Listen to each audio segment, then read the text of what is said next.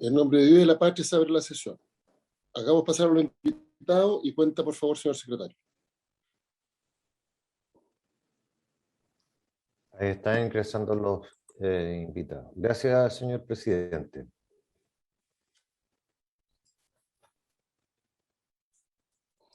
Respecto de la cuenta y en relación al segundo proyecto de la tabla de hoy, corresponde informar a la comisión que James Wilkins envió en respuesta a un requerimiento de la comisión, envió un proyecto de ley sobre suspensión de embargos y lanzamientos de bienes muebles e inmuebles.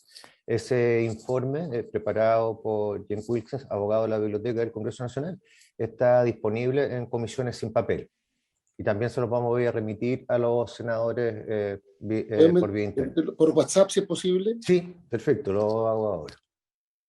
Perfecto, se toma conocimiento. Entonces vamos a partir por el proyecto de los procedimientos concursales y le vamos a pedir entonces al secretario de la comisión que dé cuenta de los temas que están pendientes.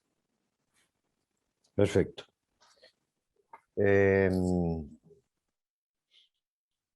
Presidente. Y si pudiera el señor Wilkins permanecer para que cuando hagamos nuestro proyecto se pudiera hacer una pequeña exposición. Sí, él lo tiene considerado. Perfecto.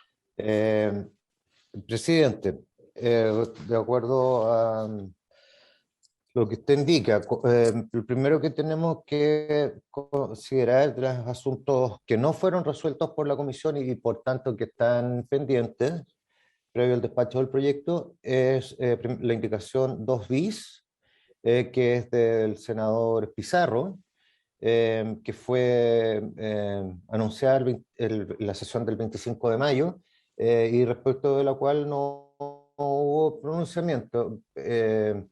Bueno, está ahí. Este tema también se abordó posteriormente. Esto fue muy al inicio de la discusión, por eso que también quedó pendiente. Yo entiendo que el tema que planteó el Ejecutivo, me parece que el superintendente, y que en el caso de DICOM se trata de un informe más bien de carácter privado. Por tanto, se hacía referencia al boletín comercial, que también tiene un carácter similar, pero que es más bien oficial desde el punto de vista de la información. Pero bueno, le vamos a ofrecer la palabra al superintendente para que opine sobre esta indicación. Señor presidente, saludarlo a usted y por intermedio suyo a todos a las senadoras, senadores y los invitados presentes. Efectivamente, lo que yo comenté en su minuto, que lo que debiera quedar en nuestra ley es la referencia al boletín concursal, que es el medio electrónico por el cual todos los actos e hitos relevantes dentro de los procedimientos concursales van quedando, se le va dando publicidad y también se usa como medio de notificación. Todo lo que tenga referencia con otro tipo de bases de datos, de medios, debiera quedar en otra ley, digamos. Una pregunta, yo estoy medio ciego, entonces leía boletín comercial, pero efectivamente dice boletín concursal, que es el que... y el boletín comercial tiene una connotación completamente distinta. Pero la pregunta es otra, lo que pasa es que nosotros tenemos una ley que en su momento se conoció como el Chao DICOM, y que borró los antecedentes comerciales de las personas y estableció una nueva regulación.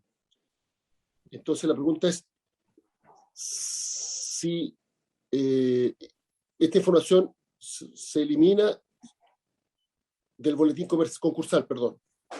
Eso no obsta que efectivamente otra base de datos como DICOM pudiera contener esta información y pudiera ser una dificultad para que estas personas obtengan crédito. Pregunto. Claro, efectivamente, señor presidente, que se mantengan otros registros, efectivamente puede ser lesivo para los deudores, pero lo que exige la ley es que la deuda que se ha remitido, ya que se ha extinguido, debe salir de los registros existentes, porque es una deuda que ya dejó de existir, digamos, que se remitió absolutamente por el solo imperio de la ley.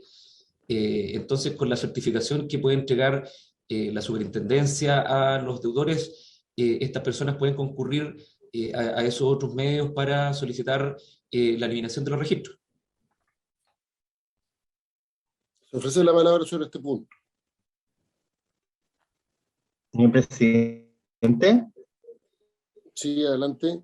Bueno, buenos días por su intermedio también a todos los demás senadores, senadoras, invitados, superintendente, por supuesto. Sí, como dice el señor superintendente, efectivamente aquí hay una vinculación con la ley 19.628, que es la que trata de la protección de la vida privada, porque en la medida que se ha producido con motivo de un procedimiento concursal, ya sea la extinción o la modificación del crédito, el artículo 19 de la ley 19.628 obliga a los registros a hacer una actualización y, por tanto, si, por ejemplo, al término de un procedimiento de liquidación se produjo la extinción de los saldos insolutos o de una renegociación en el ámbito de un acuerdo de ejecución, esas bases de datos deben ser modificadas, y de hecho han existido bastantes sentencias en este sentido por parte de los tribunales por medio específicamente de los recursos de protección. Entonces, si bien uno entiende de que existe una obligatoriedad del registro de actualización, efectivamente ocurre lo que señala el señor superintendente, de que uno con el resultado del procedimiento y con las indicaciones de la superintendencia, en el caso que sea una renegociación, uno puede dirigirse directamente ante los responsables de ese registro en el caso de que no hubiesen hecho la actualización de manera inmediata. Entonces, la indicación del senador Pizarro es algo que actualmente ya ocurre, es decir, y ocurre porque la norma está de alguna manera complementada con el artículo 19 de la ley 19.628. Sí, gracias. Mire, yo no soy experto en la ley de datos personales, pero entiendo que sobre la protección de la vida privada, pero entiendo que lo que establece esa disposición legal es que los datos personales deberán ser eliminados o cancelados cuando su almacenamiento carezca de fundamento legal o cuando haya caducado. Han de ser modificados cuando sean erróneos, inexactos, equívocos o incompletos. Y bueno, hice varias cosas más. Entonces, la pregunta es si... Yo sé que así se ha planteado en la exposición, pero esto es... O sea, se entiende que la eliminación de un dato o modificación o bloqueo en el boletín concursal obliga a quienes tienen bases de datos, insisto, de carácter privado, a eliminarlos a su vez conforme a las disposiciones de esta ley. Sí, así se ha entendido. Porque, ya. Y si eso no ocurre, es susceptible de recurso de protección u otro mecanismo para poder eliminar los datos, ¿no? Señor presidente, sí, ahí nosotros Sí, efectivamente, en línea con lo que dice el profesor Juan Luis Goldenberg, nos piden habitualmente los tribunales oficiar, ¿ya? Y responder respecto de los recursos de protección que colocan justamente los deudores por no haber sido eliminados de los registros de acreedores financieros, retailers y cualquier otro tipo. Entonces, nosotros habitualmente informamos a tribunales, y por otro lado también, ante los reclamos de los deudores, nosotros oficiamos a las entidades supervigilantes correspondientes.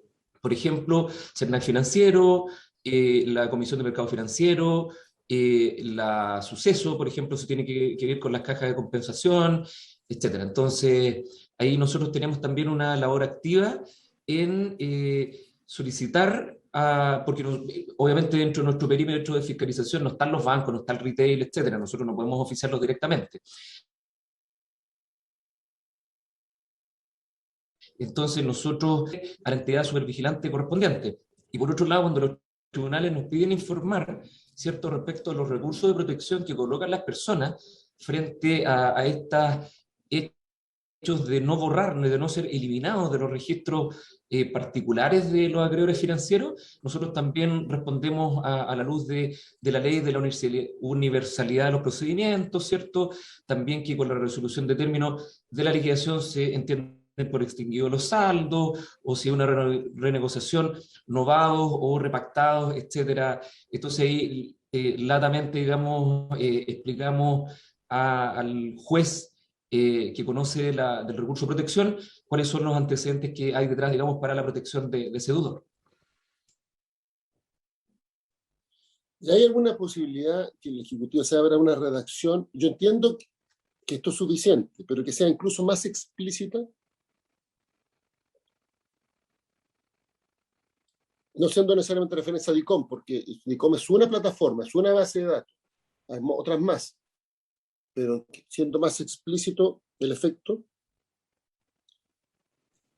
digo yo, porque el efecto de esta votación se va a considerar como que nosotros somos contra la indicación del senador Pizarro. Entendemos que el punto está resuelto hoy día, de acuerdo a la legislación vigente, pero en donde quede explícito que la eliminación, modificación o bloqueo de los datos en el boletín comercial implica la eliminación en todas las otras bases de datos.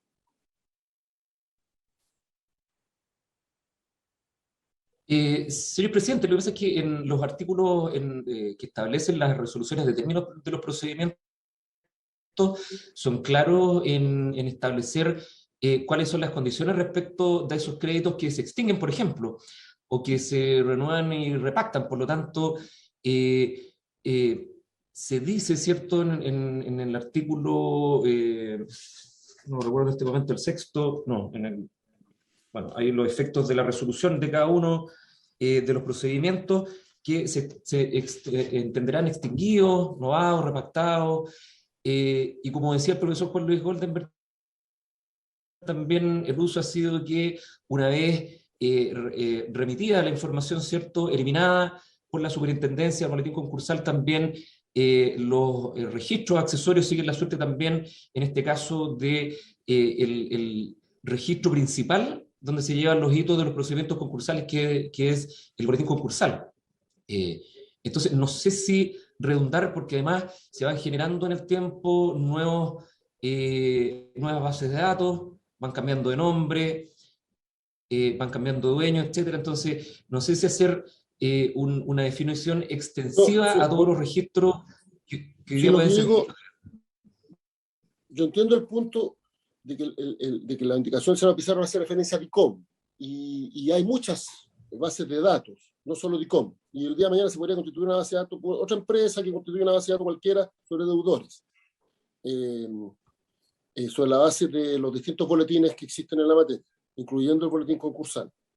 La pregunta es, ¿cómo hacer más explícita la redacción para que quede claro que cuando hace referencia al artículo 6,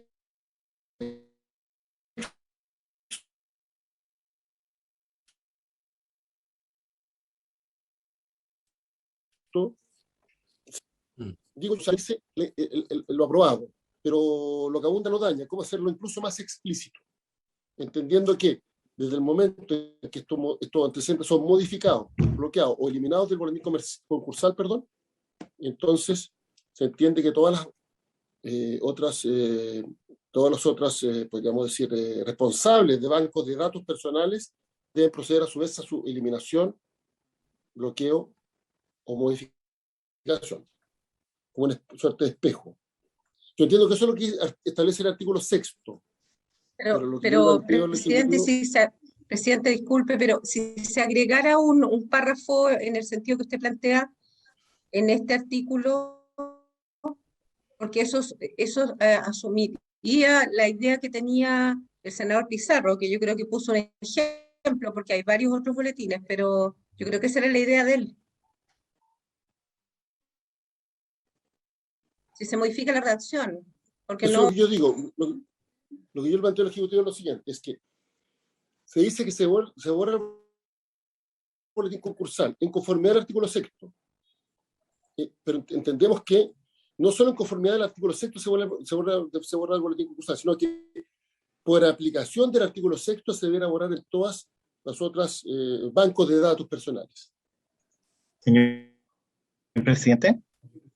Sí, solamente una aclaración de que si se incorporara esta idea, a mi juicio, esto no podría estar en el artículo 6 de la ley 20.720, porque está tratando de las notificaciones que se dan en la órbita de un procedimiento concursal. Eso es lo primero. Y lo segundo, que la referencia, si se hiciera referencia a las actuaciones que deben hacer esas bases de datos comerciales, no debería estar relacionada con el artículo 6 de la ley 19.628, sino con los artículos 18 y 19 de la misma ley. porque aquí se hace referencia al artículo 6º, porque está hablando de una base de datos, es decir, entre comillas, una base de datos pública, que es el boletín concursal, que hace referencia a todos los procedimientos. En cambio, si uno tiene que hablar específicamente, en este caso de la base de datos tipo DICOM o cualquier otra, de estos datos que tienen un tratamiento especial en la ley 19.628, que en su título tercero, que es la utilización de datos personales relativa a obligaciones de carácter económico, financiero y bancario. Y lo digo para poner un ejemplo. Imaginemos que terminó un procedimiento concursal de reorganización de la empresa, pero terminó porque no se llegó a acuerdo, y por tanto el procedimiento se va a transformar en un procedimiento concursal de liquidación. En virtud de la norma como está puesta ahora, este artículo 6º, se acaba el procedimiento de reorganización, se eliminan los antecedentes de la reorganización, pero se inicia un nuevo procedimiento, que es el de liquidación. Entonces, en ese caso, si uno hiciera referencia de que terminada la reorganización se elimina el dato, no es cierto que la obligación haya dejado de existir, la obligación sigue existiendo.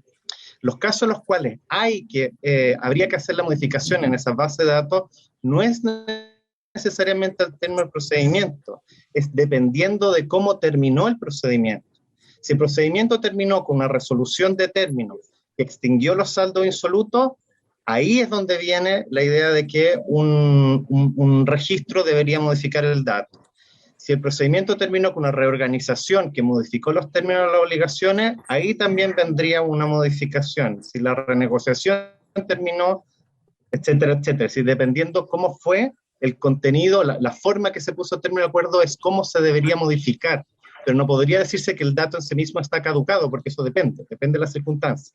Entonces, por eso digo yo, si se incorporara una idea de este tenor, tendría que ir en los artículos que está mencionando el señor superintendente, es decir, cuáles son los efectos que se produce al término de cada uno de los procedimientos, haciendo, creo yo, un sinfín de distinciones, y por eso, esto es una apreciación personal, a mi juicio, esto queda más claro con la simple redacción de cómo está hoy en día la ley 19.628, porque creo que ha operado y se ha entendido que así opera de manera inmediata.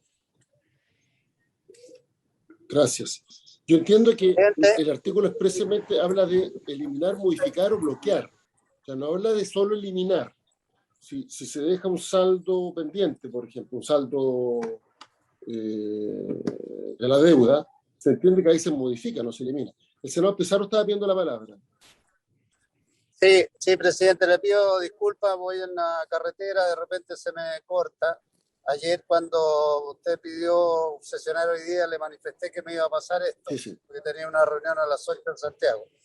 Pero lo que yo quería decir, yo no tengo problema con buscar una redacción adecuada. Lo que decía la senadora Aravena es exactamente lo que me interesa a mí, y es que se cumplan las normas y sean efectivas en la práctica respecto de los registros de deuda una vez que se han vencido los plazos y todo, porque hemos hecho varias leyes, sobre todo para terminar con el tema del DICOM, y lisianamente todo el sistema financiero, fundamentalmente el sistema financiero, bancario, el retail, siguen con lo que ellos llaman la memoria histórica del cumplimiento o comportamiento de cada persona o cada institución, y eso es lo que uno quiere evitar, porque una cosa es lo que ponemos nosotros en la ley y otra cosa después si se puede cumplir o no.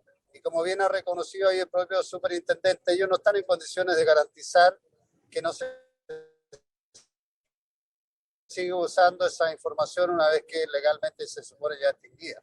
Entonces, yo no sé si lo que planteaba recién era ponerlo en otro lugar o en otros artículos donde sea más eficiente, pero el objetivo es el que queremos conseguir. Así que si hay que hacer alguna modificación o la sugerencia que usted mismo estaba haciendo de redacción, yo estoy disponible para cualquiera que garantice que cuando se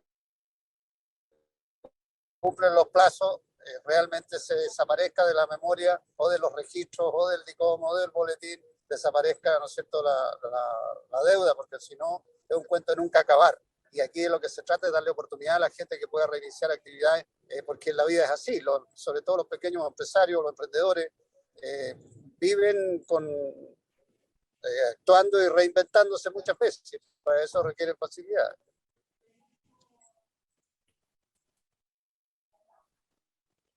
¿Aló? Sí, se escuchó perfecto. Se ofrece la palabra. Presidente. Senadora Tavena.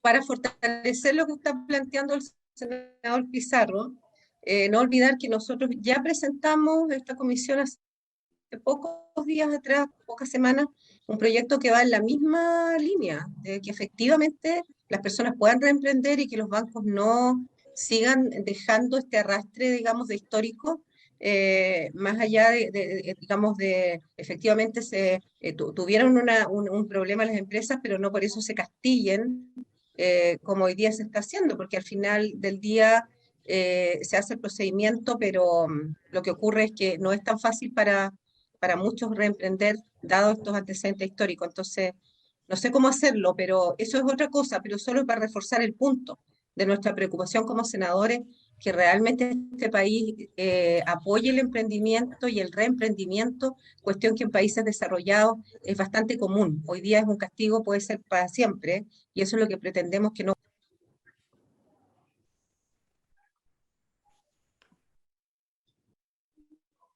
Ya, ¿cómo resolvemos? Es la pregunta, porque la idea es garantizar que efectivamente todos los otros bases de datos personales sean un espejo del boletín concursal. Y cuando hablamos de espejo es que no es necesariamente que se elimine, pero todas las modificaciones que existan al respecto se van a incorporar en esas bases de datos, en el banco de datos personales. Yo entiendo que el profesor Goldman ha señalado que eso así ocurre, pero de todas maneras, una norma explícita no, yo creo que es lo que pretende la indicación del senador Pizarro. No estaría de más. Presidente. Para que no haya ningún... Sí, adelante, Jimena. Buenos días a toda la comisión. Por su intermedio, estamos, mientras tanto, conversando cómo se podía solucionar para llegar al objetivo que ustedes quieren, entendiendo que la explicación que dio el profesor Goldenberg respecto a cuáles son los impactos de la ley 19.628 ya hacen extensivo este tipo de situaciones, pero para que quede de manera expresa, pensamos en la alternativa de agregar a continuación del boletín concursal u otros registros o bancos de datos personales referidos a obligaciones de carácter económico, financiero, bancario o comercial, en conformidad con las establecidos del artículo, y ahí continuar con la redacción que tiene la propuesta, el proyecto de ley.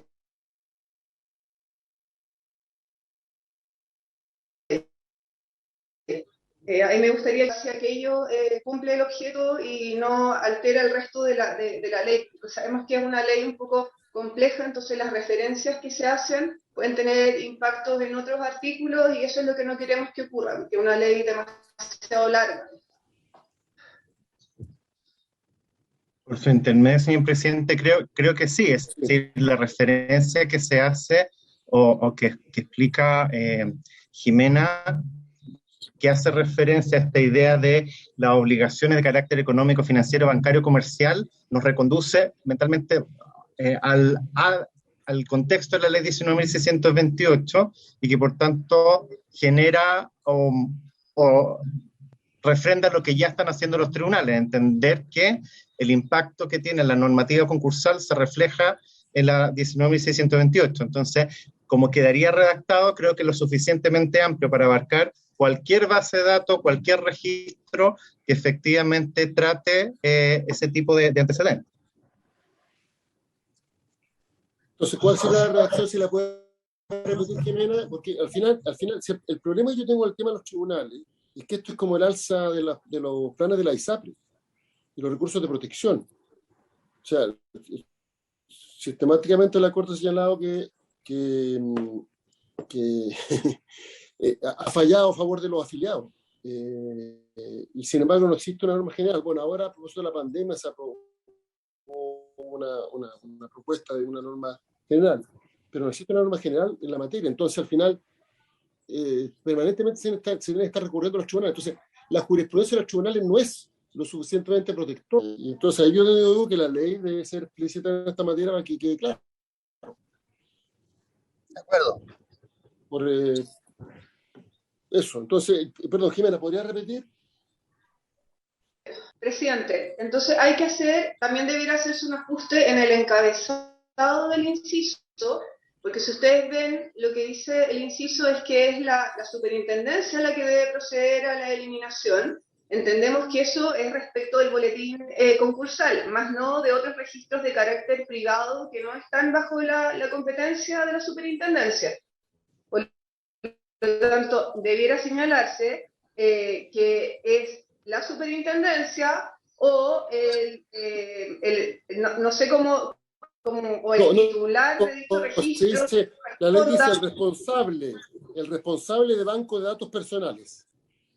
Espera, una vez finalizados los procedimientos concursales, la forma prescrita en esta ley, el responsable es que eso es lo que tenemos que dejar, que quede bien claro quién es el cargo de la eliminación. No sé si me explico. Sí, el artículo, mira, es que hay dos cosas. La primera, el responsable de la base de datos personales, coma, en su caso.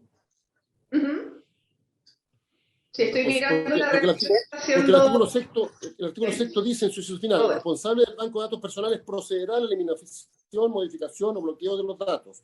En su caso, sin necesidad de requerimiento de titular. Falta ahí el responsable de los datos personales. El responsable del banco de datos personales. Sí, así es. O del registro. Bueno, el registro puede ser. Hay que incluirlo a todos, porque el registro son bancos de datos. Sí, yo creo que puede ser, es que el registro puede ser más amplio. El artículo 17 de la ley 19.228 habla del responsable de los registros o bancos de datos personales con estas obligaciones de carácter económico. Entonces quizás replicar esa idea. Debería quedar igual. Ya. Banco de datos personales. Entonces yo debería decir, una vez finalizados los procedimientos concursales de la forma que se pone en esta ley, la superintendencia y los responsables de los registros o bancos de datos personales, coma, en su caso, deberán,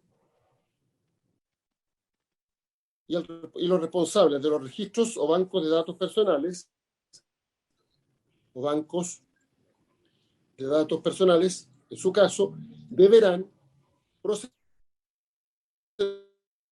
a la eliminación, modificación, y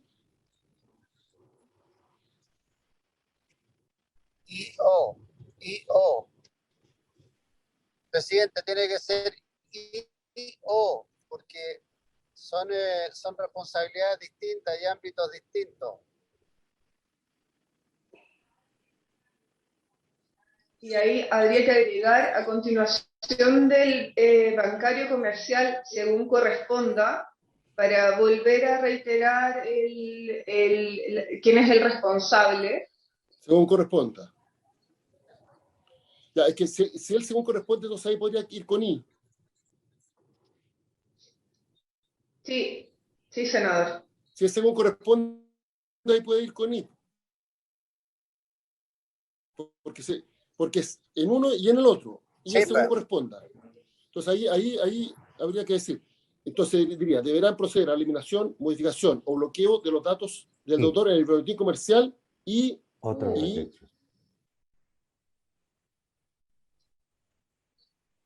borrar el /U, Robert. Y en otros, ¿o no? O ahí hay que poner en, ¿no? Pero raro. No, y otro registro, ya. De banco de datos personales referidos a obligaciones de carácter económico, financiero, bancario, comercial, coma, pero según corresponde, perdón, en conformidad está eso. Ahí parece que queda coherente, sin perjuicio de que debe quedar como el registro de lo que se está discutiendo acá por parte de la comisión, en orden a cuál es el espíritu de la norma, de que se entienda quién es el que está efectivamente obligado a cumplir con esta obligación que está contenida en este inciso. Ya. Sometemos a votación entonces esta indicación.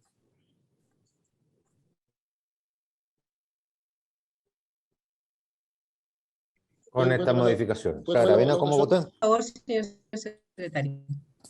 Senador Pizarro, ¿cómo vota? A favor. ¿Se escuchó? Sí, perfecto, Sí. presidente. Senador Pizarro. Senador Durana, ¿cómo vota? A favor. A favor. ¿Se escucha? Sí, perfecto. Registré su voto. No veo en este momento a la senadora Carvajal. Presidente, ¿cómo vota? A favor, entonces entendemos que se aprueba la indicación del senador Pizarro con modificación. Así es. Perfecto. Indicación 2 Hacemos lo bis. siguiente.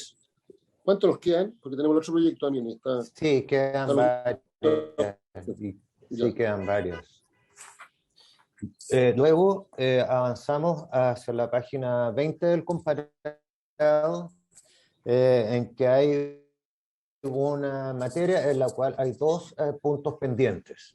Se trata específicamente de las indicaciones 3B del senador señor Durana y también de la indicación 3 bis A de su excelencia el presidente de la República. Como podemos apreciar, se trata del tema de los veedores y particularmente de la nómina de veedores. El proyecto en análisis que aprobó la Cámara de Diputados y también en general el Senado modifica la estructura de la nómina contemplada en el artículo 9 en el sentido de que a partir de esta ley, o se considera que esta nómina ahora estará compuesta por dos categorías, la categoría A y la categoría B. Entonces, para dar consistencia a esta creación de dos categorías, el proyecto también agrega incisos segundo, tercero y cuarto que regulan de qué manera diferenciar. Entonces, en el proyecto actual, dispone el inciso segundo que los veedores que pertenezcan a la categoría A gestionarán los procedimientos regulados en el capítulo 3 de la presente ley, que es el capítulo del procedimiento concursal de reorganización. Y los veedores que pertenezcan a la categoría B gestionarán los procedimientos regulados en el título 3 del capítulo 5 de la presente ley.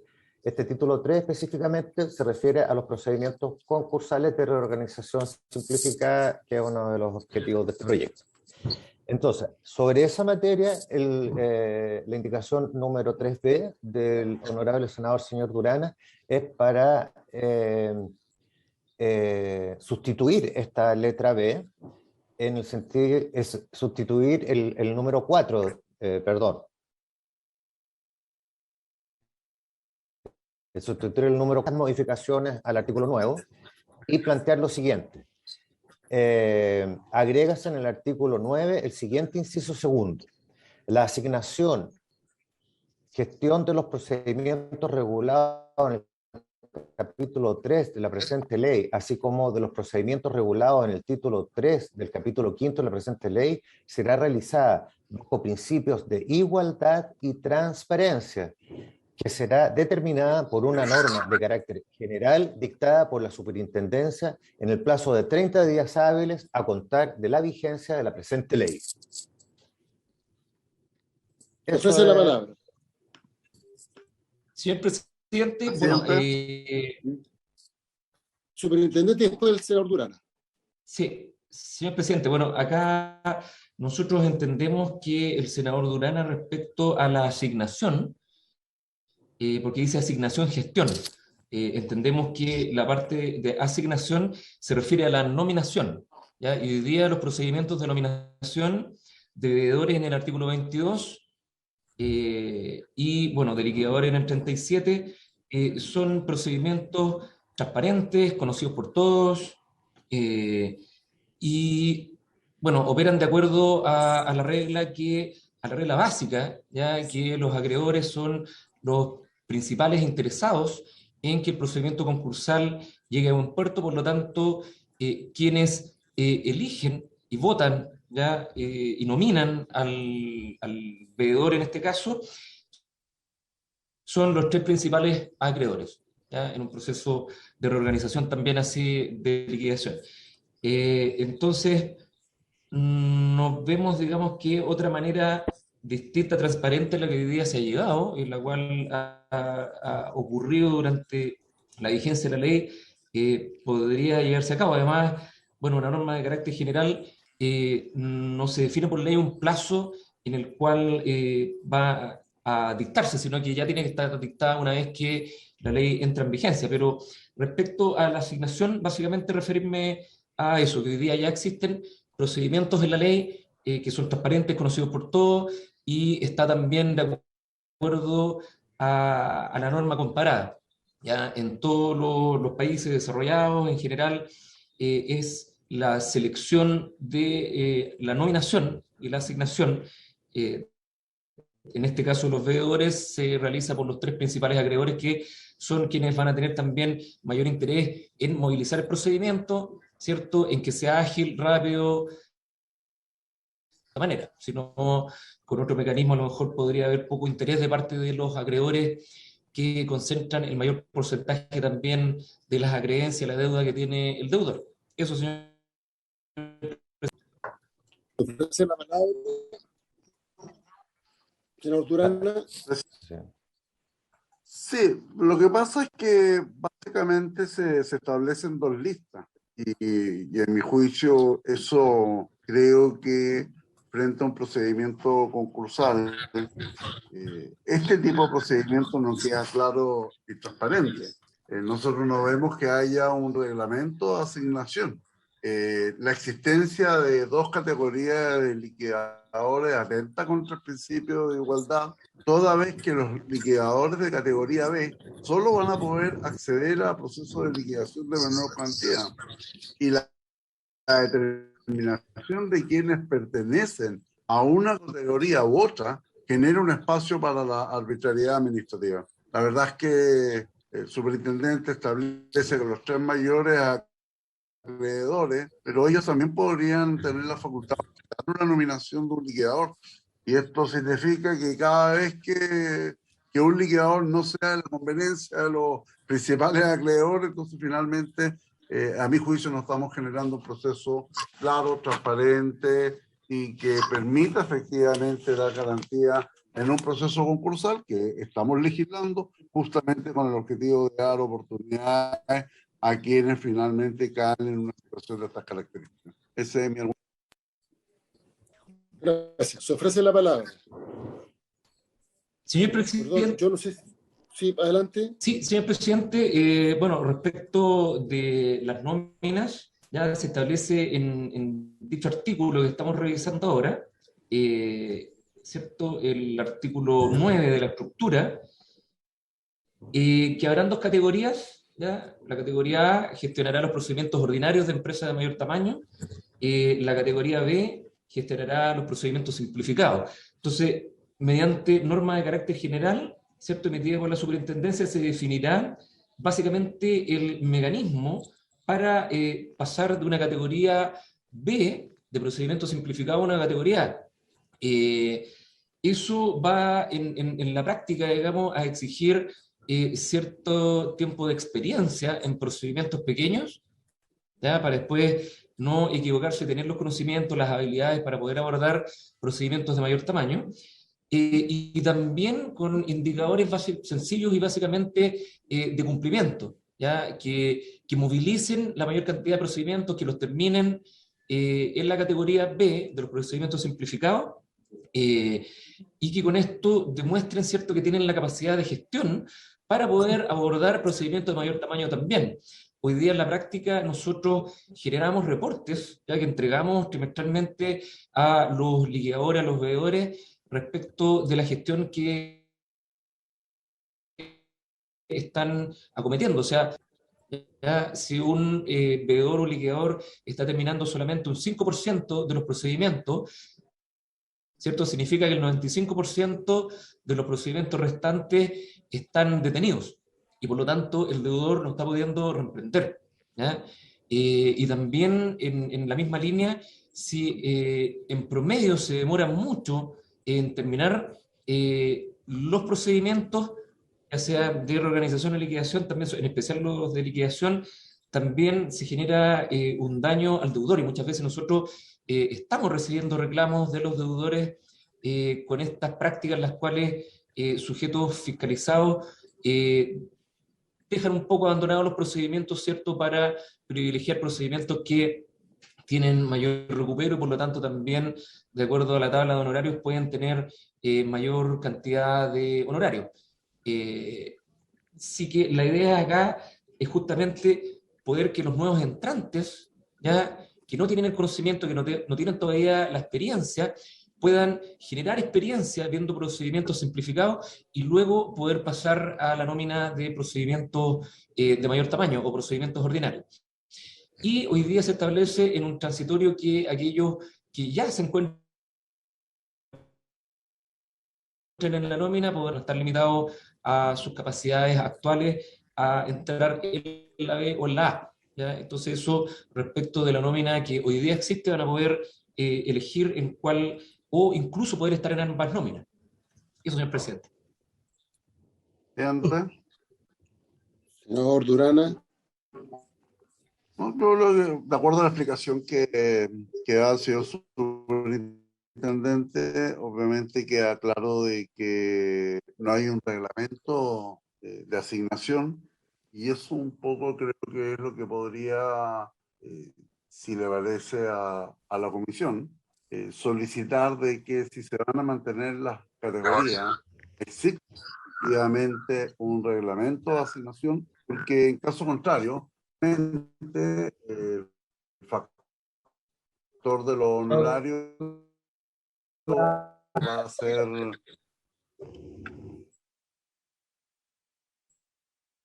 siempre incumbente en torno a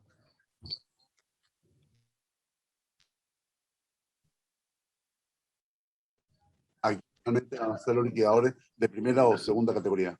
Desde ese creo que tiene un espacio de arbitrariedad y monopolio de los grandes acreedores. Por lo tanto, se compromete en este proyecto de ley a poder crear un reglamento. Eso, presidente. Gracias. Señor Goldenberg.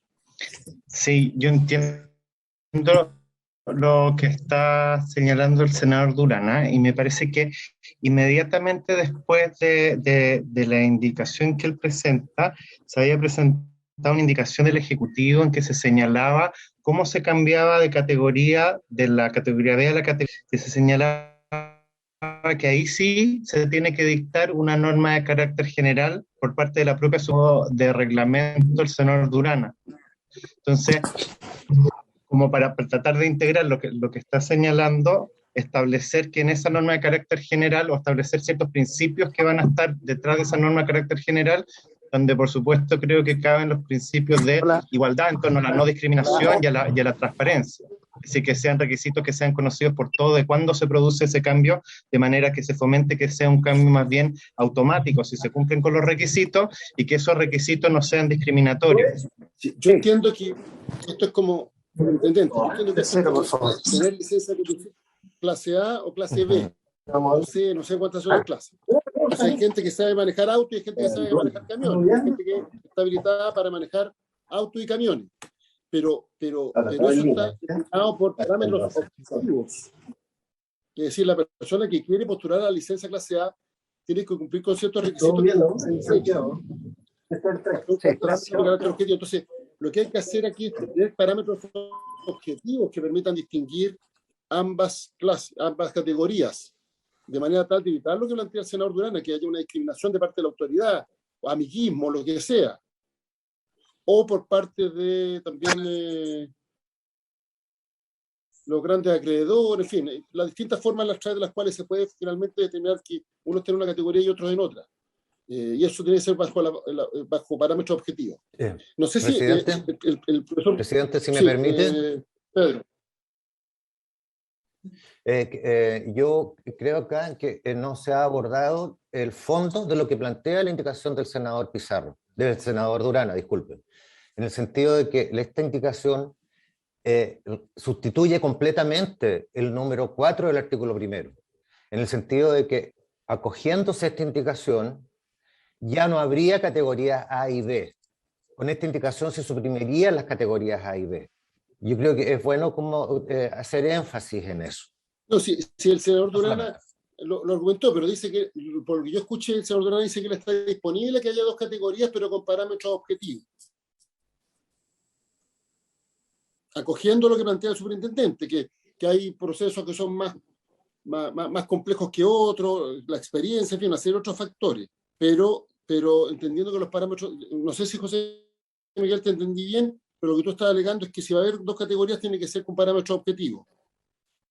Ahora, lo que pasa es que hoy día existen categorías, no existe reglamento, no hay parámetros objetivos, queda a la discreción de la superintendencia y también de los honorarios que finalmente sean convenientes o no para que un liquidador participe, y al final siempre va a terminar con categoría A o B. Entonces, tal como usted dice, senador y presidente, claro, se podrá postular, pero hoy día yo no veo cuál es el mecanismo para que una persona pase de ser liquidador. De su intervención, senador Elizalde, y también con la del profesor Juan Luis Goldenberg, quizás yo puedo retirar esta indicación, pero me quedo conforme en que finalmente podamos determinar parámetros objetivos que creo que deberían quedar sujetos a un reglamento que al alero de esta ley, la superintendencia se pueda comprometer para que existan parámetros objetivos en este tipo de procedimientos. Eso, presidente. Señor presidente. Una pregunta. El profesor Goldenberg hizo referencia a la indicación del Ejecutivo que nos alcanza a ver en pantalla, una parte. Eso voy a decir, que está un poquito más abajo. ¿Podríamos verla? La siguiente también está pendiente, sí. Podríamos avancemos, para ver si a través de ella podemos resolver este tema. Efectivamente, es indicación del Ejecutivo, tiene ese sentido. Es la indicación 3 bis A, para reemplazar el inciso tercero que se agrega por el siguiente. Dice, por defecto, todo veedor que se incorpore a la nómina de veedores en virtud del artículo 13 será incorporado a la categoría B. Para acceder a la categoría A, los veedores deberán presentar una solicitud a la superintendencia cumpliendo con los requisitos e indicadores de gestión de una norma de carácter general. Ya, ahí está. Senador Durán, ¿le satisface eso o no? Porque si no le satisface, tendríamos que, como dicen, entrar a picar, como dicen los gafes. No, solo preguntarle al señor superintendente si estos indicadores de gestión positivo están reglamentados o va a depender del superintendente de turno. Superintendente. Sí. Presidente, por intermedio suyo responderle al senador Durana. Nosotros ya hace un par de años tenemos reportes de control de gestión, como les comentaba, que trabajamos con los propios sujetos fiscalizados, ¿ya? Esos indicadores positivos hoy día son básicamente dos, que es el porcentaje de procedimientos terminados, ¿ya? Que es muy importante, porque como yo comentaba, si alguien tiene un 5% solamente de procedimientos terminados, tiene una gestión muy distinta y distante a alguien que tenga el 95% de los procedimientos terminados. Y también el otro indicador objetivo, como dice acá, y positivo, tiene que ver con el tiempo promedio de tramitación de los procedimientos que tiene a su haber, ¿ya? Porque eso indica si está lejos del promedio del segmento, en este caso que va a ser de los procedimientos simplificados, ¿cierto? Que se espera que duren entre 7 y 8 meses, o de los procedimientos ordinarios que en general toman 1 año y medio, 2 años, ¿ya? Y ese reporte hoy día nosotros hace 2 años lo compartimos, lo trabajamos con los sujetos fiscalizados y ellos se van ajustando ya a cumplir, a mejorar estos indicadores. Entonces, hoy día es parte de la lógica, que se trabaja con ellos, no son indicadores que estamos inventando, vamos a inventar, sino que básicamente la idea es colocarlos, como yo he hecho delante, en esta norma de carácter general que estaba en este indicación, ¿cierto?, que acaba de leer el secretario recién. Y también nosotros lo que vamos a hacer, como hacemos con toda nuestra normativa, también es colocarlo en consulta pública. Nosotros tenemos una mesa de trabajo también con los sujetos fiscalizados, tenemos con los liquidadores, tenemos reuniones también habitualmente dentro del año con ellos, ¿ya? De manera agregada y de manera individual. Entonces, ahí comprometerme con la comisión con el senador Durán y con todo, a que efectivamente esto va a ser como él solicita que sea transparente, ¿cierto? Justo, y todos los requisitos que tiene que tener, condiciones, ¿cierto?, para pasar de una categoría a la otra. Yo creo que la palabra clave aquí es norma de carácter general. Eso es lo que, al ser una norma de carácter general, entendemos que no es caso a caso. O sea, cada caso se evalúa en su mérito, pero los criterios son de carácter general. Senador Durana, ¿qué hacemos?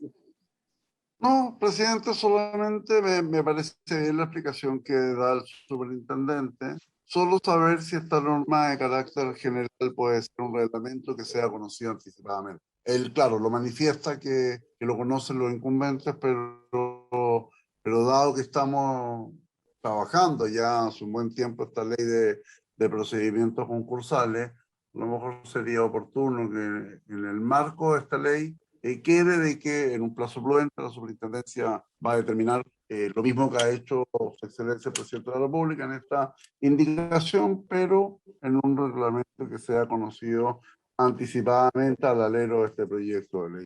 Pero igual lo dejo para la discusión de la comisión y si no yo me allano. Se ofrece la palabra, el senador Durana propone que si esto pudiera ser establecido en un reglamento, en el mismo reglamento de la ley incluso puede ser. No sé cuántos reglamentos tiene esta ley a esta altura, pero...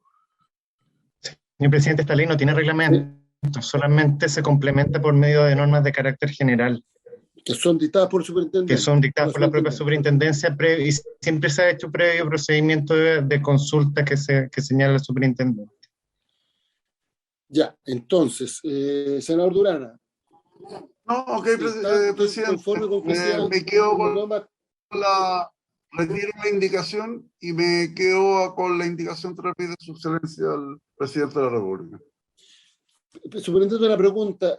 Esta materia, la vía a través de la cual se establecen estas normas de carácter general, ¿cuáles son?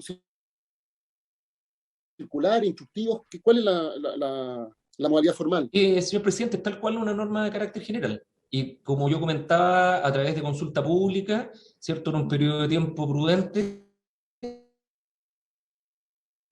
¿cierto?, y a la luz de esos, digamos, criterios, dudas, preguntas, etcétera, nosotros generamos modificaciones y finalmente se publica la norma de carácter general. En el diario oficial, ¿no? Que puede ser. Así es.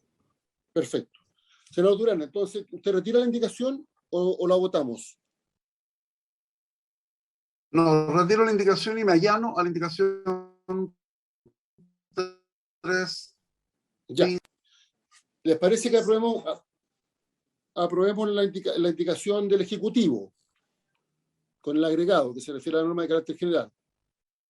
La 3 bis A. ¿Puedo tomar la votación, Pedro? Sí, presidente, disculpe, no sé en qué, porque usted propone acoger la indicación del presidente, pero con modificación. No. ¿No? No se le hizo ninguna modificación al final.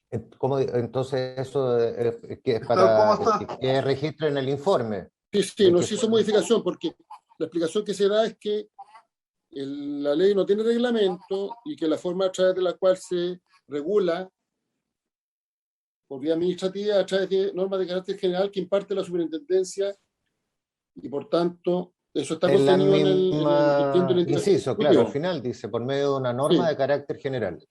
Sí. Perfecto. Tomo la votación, presidente. Y aquí se ha hecho la información de que se hace previa consulta y una vez dictada se publica en el diario oficial para que tenga la publicidad correspondiente. Así es. Ya, entonces vamos a votar la indicación del Ejecutivo. Senadora Aravena. Por favor, señor secretario.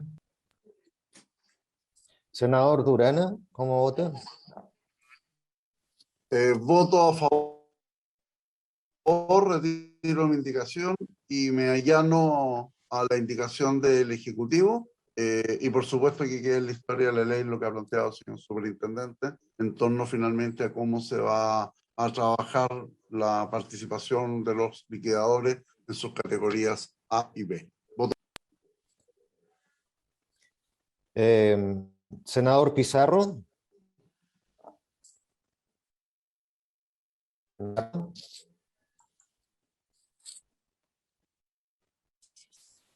favor, señor secretario. Senadora Carvajal. A favor, secretario. Presidente. A favor. Unanimidad 5-0, presidente.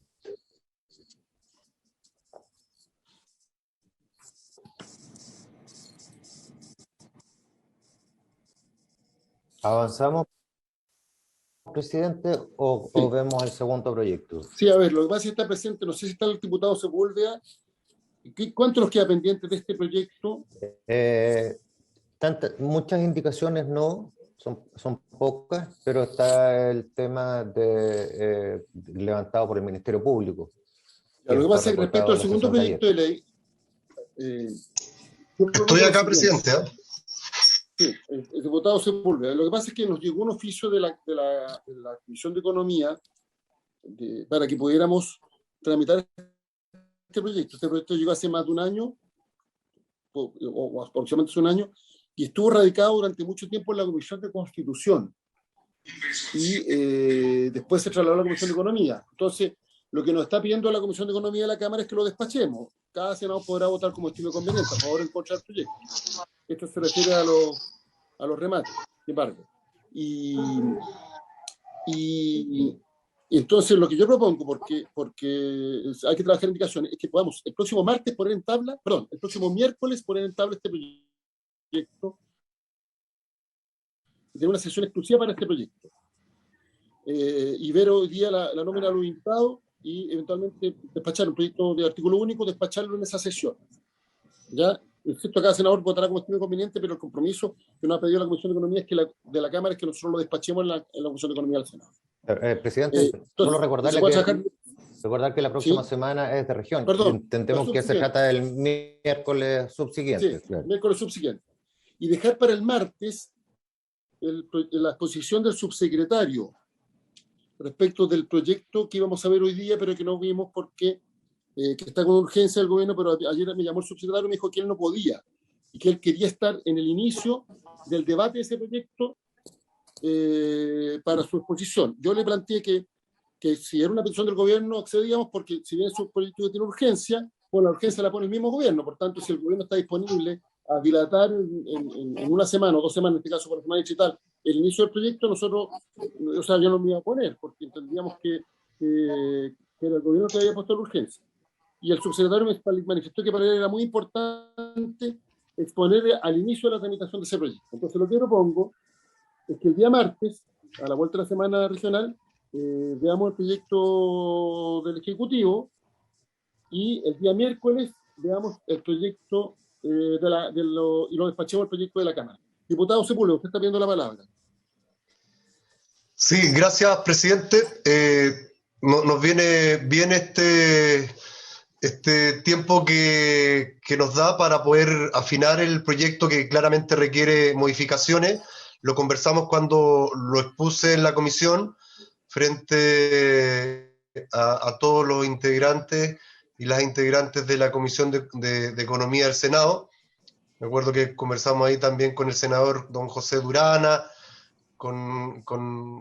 sobre la necesidad de poder corregir algunos aspectos que estaban pendientes, y obviamente se mantiene ese criterio y queremos hacer una propuesta de un artículo único que obviamente recoja todo lo que ahí se conversó.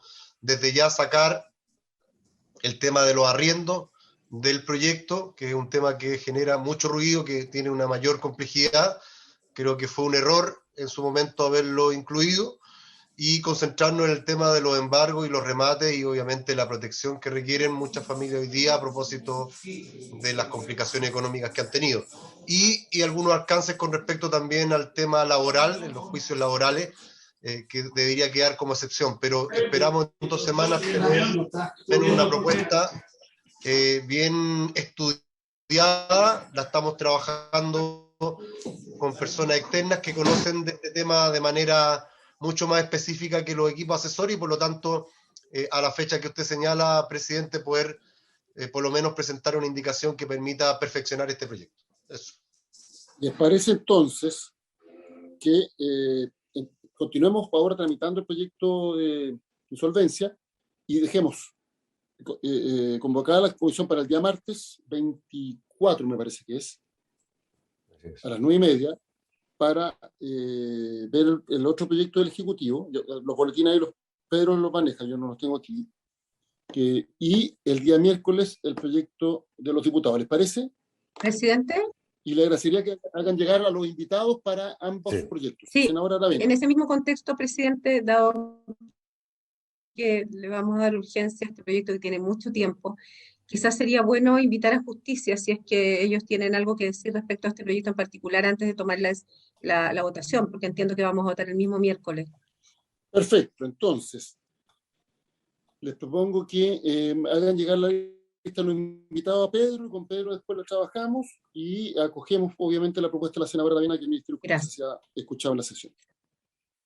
Entonces, diputado Sepúlveda, que va a quedar convocada la sesión para el miércoles 25, me parece que es.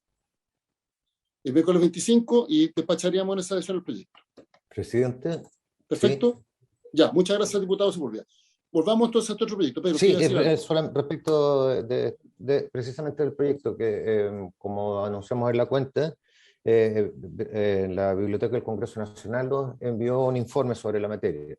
Y actualmente está James Wilkin presente en la sesión. Entendemos que él también entonces está invitado a esta sesión especial del miércoles de la semana de regreso de la Semana de Regiones. Sí. James, le pedimos disculpas porque vamos a seguir tramitando este otro proyecto, pero queda convocado para el miércoles 25 para que pueda exponer el informe de la Biblioteca del Congreso. Ya, muchas gracias. Entonces, volvamos al proyecto de insolvencia y quedamos convocados para el miércoles 25 para este otro proyecto. Sigan, Pedro. Perfecto.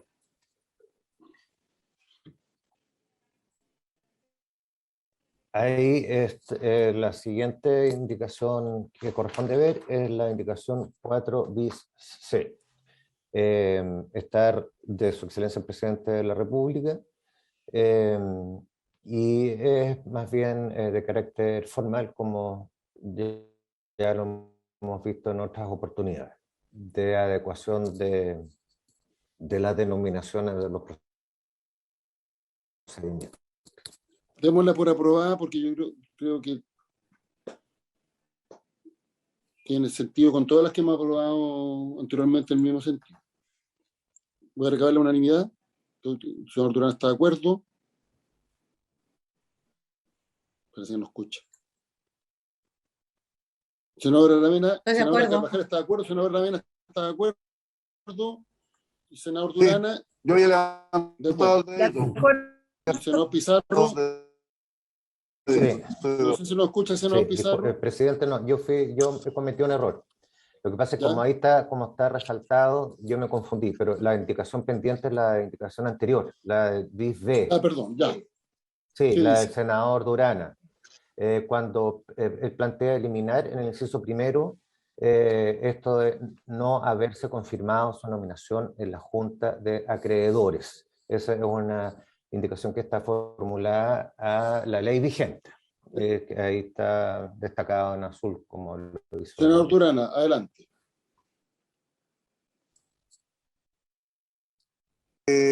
Presidente, bueno, siempre en la línea de poder generar procedimientos claros y transparentes, que los acreedores creo que no deben tener la facultad de objetar la nominación del liquidador, puesto que eso implica que cada vez que un liquidador no sea de su conveniencia, ellos lo van a poder hacer. Yo entiendo lo que ha manifestado el superintendente, que ellos tienen mecanismos, controles e indicadores que finalmente van poniendo en función de los antecedentes para la toma de decisión. Pero creo que de una u otra forma esta situación favorece a grandes acreedores o acreedores institucionales por sobre otros acreedores o también otras personas e instituciones que participan en estos procesos concursales. Por eso que yo presentaba la indicación que finalmente permitía o ponía a disposición de la comisión eliminar el inciso primero del artículo 38 de la ley 20.720 por no haberse confirmado su nominación en la Junta de Acreedores. Eso, presidente. Superintendente. Señor presidente, nosotros consideramos que es muy sano que exista un mecanismo por el cual un liquidador, un veedor, pueda ser no confirmado, ¿ya? En la Junta de Acreedores, en especial cuando es poco diligente. Este es un mecanismo que en general no se ocupa mucho, habitualmente, como son los propios tres principales acreedores quienes lo han elegido ya en la nominación, antes de la emisión de la resolución que da por iniciada la liquidación, es habitual que en la Junta Constitutiva o en la Junta de Acreedores, de la cual es materia, los liquidadores sean confirmados. Pero claro, cuando en el intertanto han sido poco diligentes, no han incautado, por ejemplo, los bienes, no han dado una cuenta bien descrita respecto a la situación de los negocios del deudor, yo creo que tiene que estar la facultad en algún momento de poder no confirmarlo en junta. ¿Ya? Es un derecho que se puede ver en la normativa comparada, o si no, ¿qué pasaría si ese liquidador no tiene buena gestión, ¿cierto? Finalmente redundaría en el procedimiento, en que el deudor en que se dilate, en que se generen a lo mejor gastos y costos adicionales no relevantes, en que el procedimiento, como yo decía, se dilate y el deudor finalmente no pueda reemprender, que es lo que busca el espíritu de la ley. Entonces es un mecanismo que nosotros creemos que es importante de tener, que no ocurre a diestra y siniestra, según la experiencia que nosotros hemos tenido en la vigencia de la ley. Eso, señor presidente. Se ofrece la palabra. Señor presidente. Sí, señor Gondelberg, sí. Adelante. Lo que quería comentar es lo siguiente, de lo que comentaba el senador Durana también. Hay que pensar de que en principio ese liquidador va a haber sido elegido por regla general por los tres principales acreedores. Entonces esa preocupación que él expresaba en términos que serían ellos los que estarían controlando quién va a ser o quién no va a ser el liquidador, esta norma pretende precisamente lo contrario, porque eventualmente esos tres principales acreedores nombraron al liquidador, y después en la primera junta, ese nombramiento que se hizo por esos acreedores más relevantes, tiene que ser son los que van a tomar en consideración si se mantiene o no se mantiene. Este es un punto que no tiene un quórum especial en la ley, entonces basta el quórum simple. Entonces lo que puede pasar es que esos acreedores más relevantes, que son usualmente las instituciones financieras, tuvieron el poder suficiente para nombrarlo. El tema es cómo le damos poder al resto de los acreedores para eventualmente dejar sin efecto esa nominación, y eso es lo que precisamente pretende la norma. No es mantener el control del liquidador por parte de los principales acreedores, sino permitir una revisión en junta sobre la base de la mayoría del pasivo, porque es el quórum simple. Entonces esta norma lo que hace es permitir esa revisión que se hizo por parte de los principales acreedores. Se ofrece la palabra. Presidente. Sí, adelante. Ok, entonces en función de lo que plantea el profesor Juan Luis Goldenberg, el liquidador lo ponen los tres principales acreedores y obviamente este tiene que ser ratificado por la Junta de Acreedores, por lo tanto puede ser cambiado. En el proceso de que este liquidador no se confirma, ¿quiénes nombran al nuevo liquidador? ¿Vuelven nuevamente los tres principales acreedores a hacer una nueva presentación o liquidador? ¿Cómo quedó ahí la norma? Se decide en la Junta. En la misma Junta remueve al liquidador y por el mismo quórum simple se nombra el nuevo liquidador.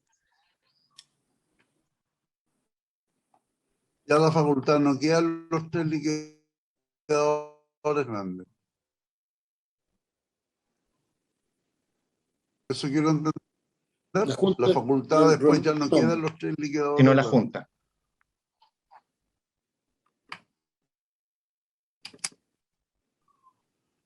Ok, ya presidente, me allano a la explicación del profesor Juan Luis. Retiro la indicación, entonces. Señor Turner, retiro la indicación. Perfecto. Gracias. Pasemos a la siguiente.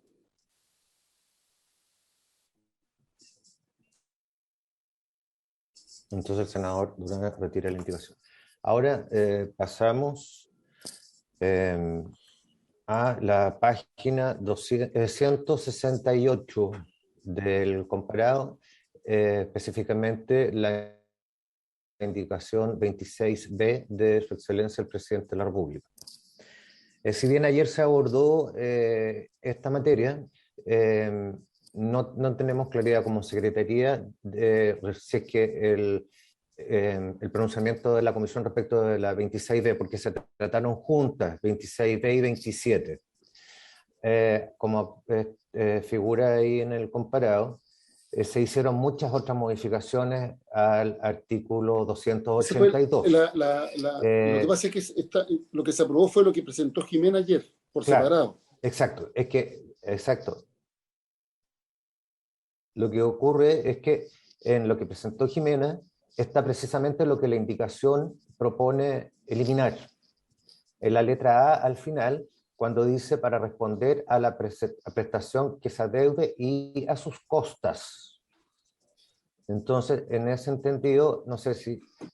Por lo demás, es lo que está vigente también en Jimena, la ley actual. Le ofrecemos la palabra a Jimena sobre este punto. Perfecto.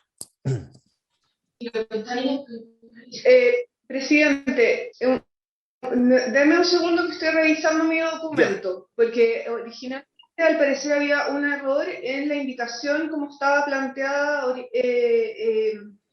en una primera etapa y posterior, porque había quedado la eliminación de y a sus costas, cuando lo que había que eliminar era solamente el y.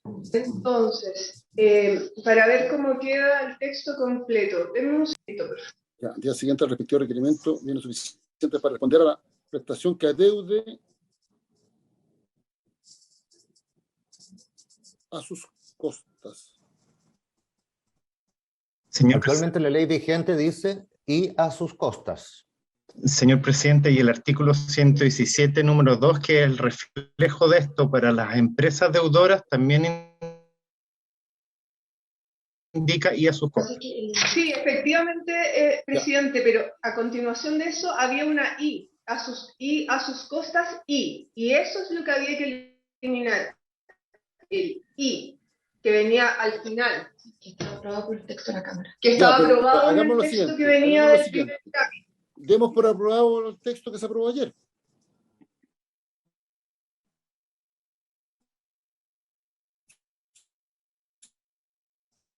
Entonces claro, la indicación 26B se entendería rechazada. O aprobada con modificaciones. Aprobada con modificaciones porque es una corrección formal. Lo que pasa es que al decir reemplazar ya sus costas, es otra manera de decir que se elimina. Sí, pero yo creo que la indicación está mal redactada, porque si se elimina, se reemplaza ya sus costas por la expresión y, la frase diría responder a la prestación que adeude y, sí, punto. Así es. Creo que hay un error en la indicación. Es un error en la indicación, efectivamente. Entonces el texto tiene que quedar como fue presentado ayer, que demos por ratificado el texto ayer.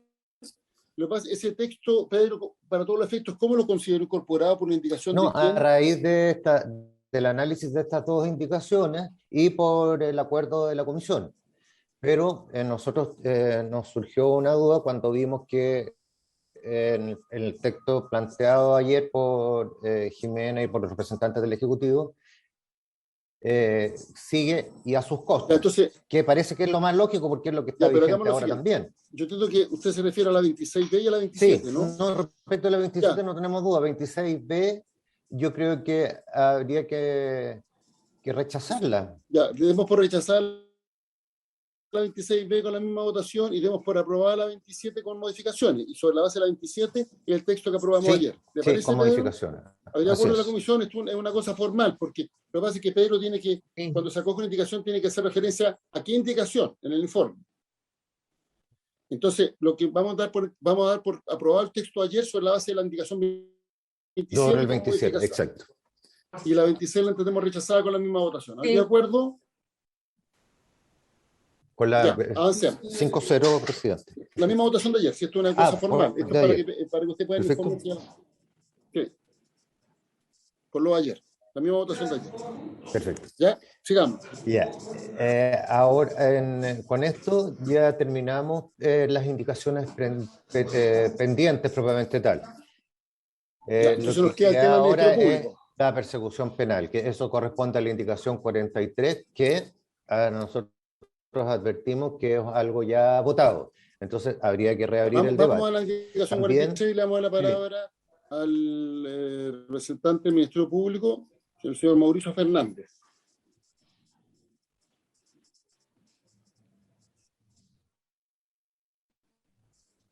Fiscal, tiene la palabra. Gracias, señor presidente. Muy brevemente, en honor al tiempo de la comisión, del debate que se ha dado en la comisión, el propio señor superintendente ha reconocido que para la... Un minuto. Tengo un problema, si pueden silenciar los micrófonos y Gracias, señor presidente. No, decía que en el debate ocurrido en la comisión ha quedado clara la posición de la autoridad técnica, la Superintendencia de Insolvencia, en cuanto a manifestar que no veía inconveniente alguno en que hubiera una posibilidad limitada de actuación por la propia Fiscalía en los términos que se había planteado en cuanto a otorgar la facultad, junto con la facultad que se le otorga a la superintendencia, que existiera de oficio la posibilidad de apertura de investigación penal en hipótesis de delito de insolvencia, porque eso, la verdad, y eso ya son palabras del Ministerio Público, permite una mejor capacidad de detección e investigación oportuna de ilícitos vinculados a la insolvencia. No siempre la detección de situaciones delictuales en el ámbito de insolvencia se dan en los tiempos o en los momentos propios de los procesos propios de la estructura administrativa de tratamiento de las insolvencias y muchas veces hay antecedentes que surgen en investigaciones por otros ilícitos vinculados a una empresa o vinculados a alguna otra actividad delictual donde se pueda justificar el inicio de investigación de oficio. No se trata de una apertura absoluta en términos de que el delito quede abierto a que pueda ser investigado a instancia de cualquier sujeto, sino que con una apertura acotada. En ese sentido, creemos que una reapertura del debate y una votación respecto de esa incorporación en el mismo 465, en una frase como se debatió en su minuto, que permite también este inicio de oficio de la investigación criminal, pudiera ser relevante para evitar espacios de imposibilidad del ente público que tiene la responsabilidad en la persecución penal. Eso, señor presidente, si la comisión requiere más detalle, nuestra especialista en insolvencia punible, Consuelo Salinas, puede también intervenir. Gracias. Le damos la palabra entonces a Consuelo Salinas, que también nos acompaña. Hola, buenos días a todos, a todas. Gracias, presidente. Muy brevemente, solamente para complementar lo que acaba de señalar Mauricio, la idea de esta propuesta es, en el fondo, salvar ciertas situaciones, como bien dijo Mauricio, en las que o el procedimiento concursal ya ha terminado y por lo tanto el liquidador en estricto sentido ya no tiene la legitimación para efectuar la denuncia, o en los casos en que a partir de la investigación de otros hechos surjan antecedentes para, digamos, a ojos del Ministerio Público que pudiesen ser indicativos de la constitución, de la ejecución de algún delito concursal. Entonces, la idea es que el Ministerio Público pueda investigar sin tener que esperar la acción del liquidador, de los acreedores, pues en los casos en que ninguno de ellos pueda actuar, de la superintendencia, digamos que podamos actuar de manera oportuna. Y en relación a una duda o eventual problema que se discutió en sesiones anteriores respecto del tema de los acuerdos reparatorios, solo señalar que son muchos los casos de delitos que afectan bienes jurídicos de carácter patrimonial, que terminan con este tipo de salida. Los acreedores o el liquidador, en su caso, igualmente podrían arribar a acuerdos reparatorios coherentes con las decisiones que se adopten en sede concursal, y la facultad de iniciar investigaciones de oficio por parte del Ministerio Público no obsta a aquello. Eso, muchas gracias. Señor presidente. Sí, se ofrece la palabra. Superintendente. Sí, yo comentar, digamos, y aclarar, bueno, que como espíritu del proyecto de ley estaba la necesidad de incluirnos a nosotros como legitimado activo, ¿ya? Como organismo técnico, y ahí nosotros, bueno, tenemos un canal, un convenio con el Ministerio Público, ¿cierto?, para canalizar esta denuncia. Yo creo que importante que nosotros como organismo técnico estemos validados, ¿cierto?, y como está el texto hoy día, en especial porque nosotros vamos a tener el deber, ¿cierto?, de denunciar todos los hechos. Nosotros tenemos cercanía a los hechos, ¿cierto?, cómo se configuran, a los antecedentes, a la información, y yo creo que esa sería una vía como más rápida, más ejecutiva, para poder estudiar los casos, para poder procesarlo, tomar la decisión, ¿cierto?, de denuncia de manera más focalizada, más técnica, ¿ya? Entonces, eso es lo que yo quería precisar respecto a por qué básicamente incluimos a la Superintendencia de Insolvencia y Reemprendimiento solamente como legitimados activos, porque queremos que tenemos una unidad penal dentro, ¿cierto?, que está constantemente analizando la información, los reclamos, los procesos de fiscalización, los procesos sancionatorios, y creemos que podemos ser una vía mucho más diligente, eficiente y rápida para poder canalizar aquellos casos de mayor relevancia que sí, efectivamente, configuran un acto que pudiera ser punible, ¿ya? En lugar de que a lo mejor el Ministerio Público conozca de todos los casos, de todas las denuncias, de todos los procedimientos, ¿no? Ahí yo creo que podríamos ser un canal mucho más, como lo comentaba, efectivo, diligente, eficiente, y que ya de hecho hemos estado trabajando en esa línea, ¿ya? La diferencia es que ahora nosotros como legitimado activo tendríamos la posibilidad de no solamente denunciar, ¿cierto?, a los sujetos fiscalizados, sino que también cualquier otro hecho que revista de carácter penal, denunciarlo al Ministerio Público. Eso, señor presidente. Se ofrece la palabra. No sé si el Ministerio Público tiene una propuesta de redacción concreta sobre esta invitación.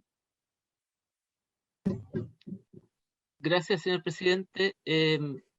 La propuesta concreta ya, incluso usted mismo la había planteado en su minuto en la discusión, en términos de incorporar, después de previa instancia particular del superintendente, del veedor, del liquidador, de cualquier acreedor, si se tratare, y después de, o de liquidación simplificada, o de oficio, o sea, después de, perdón, de todo acreedor que le afecte a la organización de conformidad, ¿no? Sí.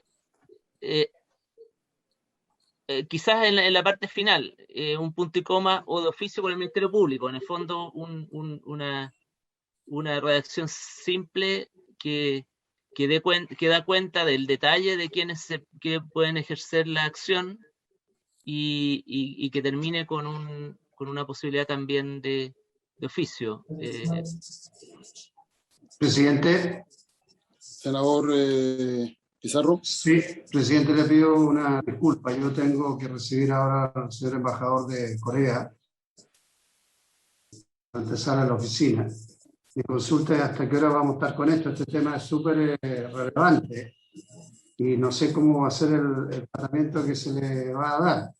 Si vamos a votar la indicación presentada por el presidente de la República, yo entiendo que esa indicación no permite que el Ministerio de Oficio inicie acciones penales hasta que no exista el rol planteado por la superintendencia, el veedor o liquidador.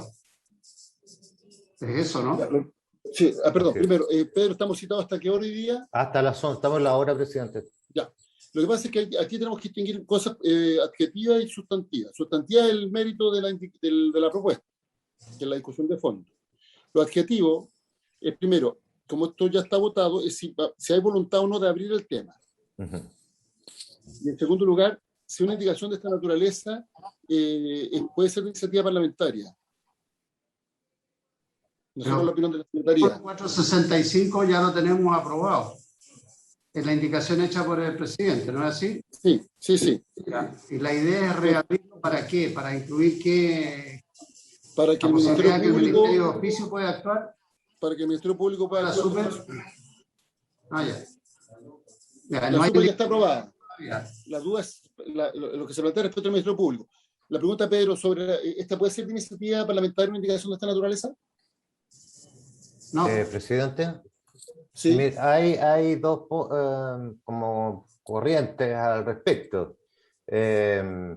No, ya la vimos la vez pasada. ¿Se acuerdan? Sí. Me acuerdo del debate y el señor Fernández de la explicación.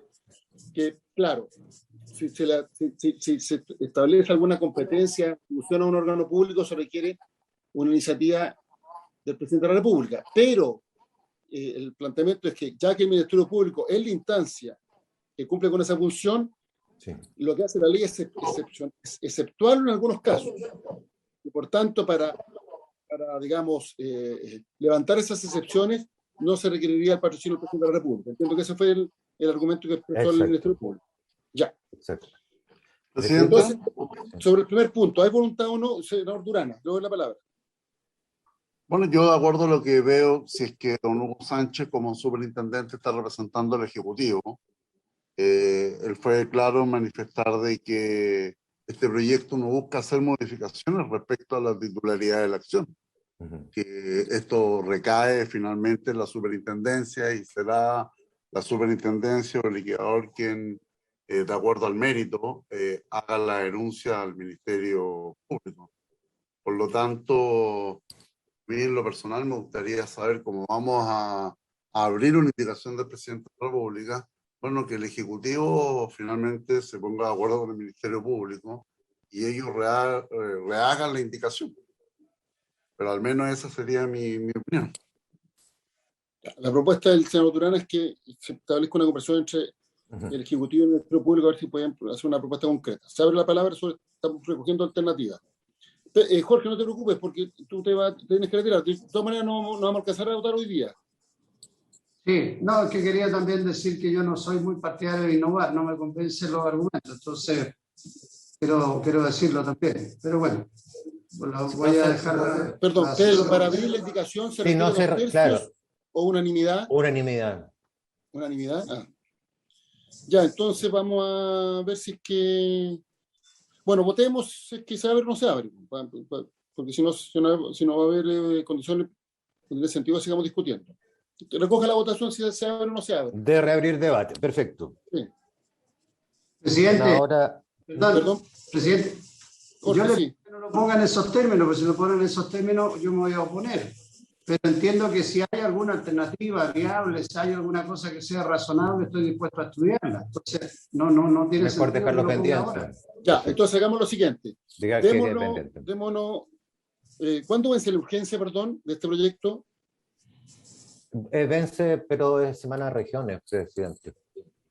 Ya, entonces, ¿les parece que no sé si era posible darle un espacio al Ministerio Público para que trabaje una indicación con la superintendencia? Si es que no hubiera acuerdo... Si es que hay alguna alternativa, si no, nomás.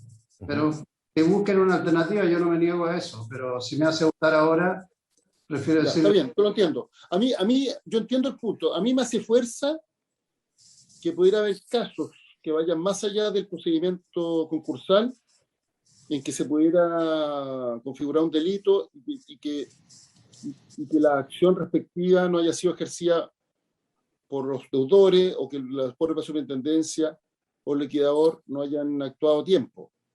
Que es lo que planteó la representante del Ministerio Público, Consuelo Salinas. A mí eso me hace mucho sentido, pero es mi opinión personal. Pero bueno, pero si le propongo lo siguiente, a ver, que nos demos hasta la sesión del martes, partamos la sesión del martes próximo con este tema. Perfecto. Si es que hay una propuesta específica sobre la mesa, la resolvemos, y si es que no hay propuesta específica, bueno, vamos a tener que recabar unanimidad, y si no hay unanimidad no podríamos avanzar. Perfecto. Conforme al reglamento. ¿Les parece? Sí, presidente. Sí. Yo también coincido con el senador Pizarro. Yo creo que si es posible, digamos, que la superintendencia, el Ministerio Público puedan llegar a algún acuerdo que vaya, digamos, en mejora de este proyecto de ley, y por otro lado se persigan delitos que, entiendo, según lo que dice el superintendente, ellos los derivan, los informan, pero si algo mejora y es una oportunidad en este proyecto de ley incorporarlo, creo que por sentido común lo lógico sería abrir el espacio de discusión. Entonces aquí un poco queda transferida la responsabilidad a estas dos instituciones, que en el fondo debieran, como toda institución pública, trabajar de manera coordinada, porque uno de los grandes problemas que tiene el Estado de Chile es justamente este trabajo compartimentado, que muchas veces hace que la ciudadanía sienta que no actuamos con premura. Así que eso sería mi posición también, presidente, y acojo que lo veamos en la próxima sesión. Muchas gracias. Gracias, Camilo. Mire, yo voy a hacer un planteamiento personal. ¿Cuál es mi opinión? A propósito del tema de la admisibilidad, a mí me hace fuerza el argumento de que la regla general debe ser que el Ministerio Público pueda actuar siempre, y que más bien lo que hay que es justificar las excepciones. No sé si me explico. O sea, esto es como el peso de la prueba, hay que rascarlo en el sentido contrario. Las excepciones son las que tienen que ser justificadas, y no porque la regla general debe ser que el Ministerio Público. Ahora, creo que hay casos en que existen justificaciones razonables. Señor presidente. Yo sé que esto es un tema muy controversial, pero yo lo planteé a propósito del tema del servicio de impuesto interno, donde hay un argumento que a mí me parece válido, puedo compartirlo o no, pero me parece válido, que es que la acción penal de impuestos internos tiene un objetivo recaudatorio, y que el objetivo de impuestos internos es la recaudación, no meter preso a los ¿cómo se llama?, evasores, sino que más bien utilizar un caso como ejemplo para que los otros evasores cumplan con la ley. Y me parece un argumento razonable. Termino el tiro. Que uno podrá compartir o no, a propósito de la otra discusión. A mí en este caso no me queda claro cuál es el argumento para excluir al Ministerio Público. No sé si me explico. O sea, si alguien tiene un argumento para excluir al Ministerio Público, bueno, ¿cuál es la razón? Pero si no hay un buen argumento, el Ministerio Público, a mi entender, debería poder actuar. Uno puede compartir o no ese argumento, insisto, porque estos son temas opinables de política pública. Pero yo no he escuchado un argumento para el cual uno puede decir, mire, en la persecución penal de delitos de este tipo tiene sentido excluir al Ministerio Público. Y por tanto, más bien me inclino porque el Ministerio Público cuente con las herramientas para poder actuar. Ese es mi modesto punto de vista. Entonces, si alguien tiene un argumento para decir, mire, es bueno que el Ministerio Público esté excluido porque hay otro interés que está en conflicto, en colisión, si es que el Ministerio Público actúa, y que tiene que ver no solo con la persecución penal, sino que con el interés de los acreedores, etcétera, etcétera. Bueno, es un argumento que uno podría analizar, pero hasta ahora yo no he escuchado ese argumento. Entonces, más bien me inclino, en mi opinión personal, poder abrir la puerta al Ministerio Público. Ahora, si es que no hay unanimidad, bueno, no hay unanimidad y es parte del reglamento, son las reglas del juego. Fiscal, por favor, tiene la palabra. Gracias, señor presidente. No soy fiscal, solamente abogado, simplemente. Abogado, ya, perdón. Gracias, señor presidente. No, muy breve. Solo plantearle en relación al tema del debate normativo respecto de si se puede o no hacer una indicación en este sentido por moción y no por mensaje presidencial. Este es un tema ya que en un proyecto más amplio respecto de esto ya se ha zanjado sin mayor cuestionamiento. La Cámara de Diputados aprobó y está por discutirse ahora en el Honorable Senado un proyecto que hace una profunda reforma en materia de delincuencia económica y también medioambiental, donde se establece la posibilidad de la acción penal pública en materia tributaria, aduanera y en otras materias donde estaba cerrada la posibilidad de investigar.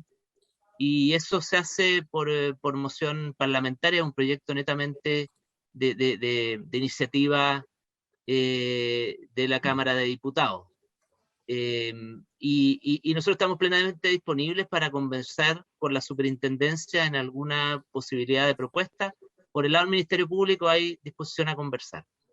Gracias, señor presidente. Gracias, señor Fernández. Vaya, entonces vamos a quedar convocados para otro martes. Así es. Vamos a partir recabando, o sea, perdón, yo promuevo lo siguiente, que el próximo martes se haga una propuesta, que esa propuesta se ponga sobre la mesa. Porque yo entiendo que el senador Pizarro planteó que él quiere ver una alternativa, porque en primer término él más bien se opone. Entonces, si se vea la alternativa y ahí vamos a recabar la unanimidad. Si no hay unanimidad, no, vamos a tener que despachar el proyecto tal como está. Yo sí hago valer mi punto de vista, que es el que he señalado. O sea, me gustaría saber cuáles son las razones por las cuales alguien considera razonable o necesario, desde el punto de vista no de la persecución penal, sino que de otros intereses que pudieran estar en conflicto en estos casos, por el cual el Ministerio Público no podría actuar de oficio. Porque yo más bien me entiendo a creer que el Ministerio Público debe actuar siempre de oficio, y las excepciones son las que tienen que ser justificadas. Entonces, ese es mi punto de vista. ¿Cuáles son las razones por las cuales alguien podría decir, mire, en este caso no tiene sentido que el Ministerio Público actúe? Porque yo entiendo, más bien claro, que el Ministerio Público siempre actúe, insisto, salvo excepciones justificadas. Todos sabemos que en nuestra legislación hay delitos en los cuales el Ministerio Público no puede actuar. También en algunos vinculados a la honra de las personas, o incluso algunos delitos de connotación sexual. Porque ahí es otro el interés que hay que proteger. Y obviamente la opinión de la víctima la decisión de la víctima tiene que ser respetada.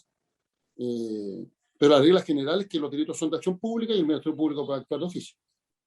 Bueno, quedamos convocados para el próximo martes, y si es que pueden avanzar entre el Ministerio Público y la superintendencia, bien, y si es que no, bueno, resolveremos el otro martes y despachamos el proyecto el próximo martes. Martes 24, presidente. Ya, martes 24. Partimos con este punto específico. Exacto. Y después le damos la palabra al subsecretario para que introduzca el otro proyecto, y el miércoles 25 vemos el proyecto de los diputados. ¿Les parece? Sí, muy claro. ¿Mi presidente?